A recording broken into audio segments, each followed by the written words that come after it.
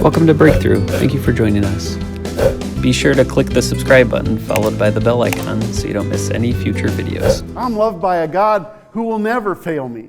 I'm loved by a God who directed our step to bring us into a collision this morning with a message that says, God is love. And He showed us His love, right, through His actions. Amen? Amen? You know, sometimes we go through cycles. I know that if you ever have a bad habit and you try to break a bad habit, you might do good for a day and then pretty soon you go right back to where you were and you're like, I was trying to quit smoking. I was trying to stop cussing. I was trying to be nice to my mom and my dad. I was trying to be a good person. I wasn't going to speed today.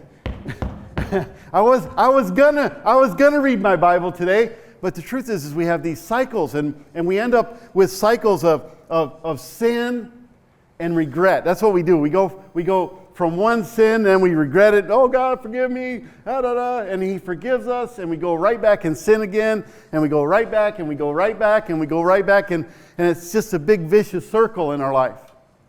It's a pattern. That's what happens. And you know, the devil is the master of the pattern. Okay, he's looking at the patterns in your life, and he's always going to trip you up with the same pattern because you're suspect to that pattern, right? It's always going to be like that unless you allow that pattern to shift and change, right? And that only happens when I get strength from God. Amen? When I grow. Amen? Amen? See, because if you don't like the room you're in, you've got to grow out of it. The truth is that you're in that room until you grow out of it. You don't like the friends you have? Grow up and get some different friends. Hey, amen? Go seeking for what God has for your life. Go looking for God. And He's going to show up and He's going to ask you to do something, but it's confronted with the cycle in your life. And so we gotta learn that forgiveness is the key that moves us forward. Okay? But when you take the step forward, come on, it's going to feel uncomfortable, right? I don't feel like, this doesn't feel right.